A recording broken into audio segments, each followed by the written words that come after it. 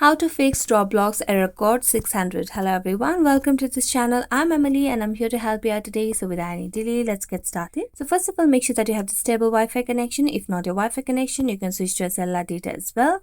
Next, go to the Play Store application and search for Roblox application. So just make sure that you have the latest version of the Roblox application on your device. As you can see, there is no option of update, which means we have the latest version of the application. So we're going to go back and then make a long press on the Roblox application and then tap on App Info. As you tap on App Info, it will lead you to a new page where you can see the option of Clear Data at the bottom right corner of the screen. So tap on Clear Data and then Clear Cache and then tap on OK. Then go to the app permissions and make sure that you toggle on all the required options such as camera, files and media, microphone and contacts. So you just have to go to each option and give it its access. Just like this. And after that, you just need to make a long press on the power button and then tap on reboot and restart your device. So thank you so much for watching this video. See you next time.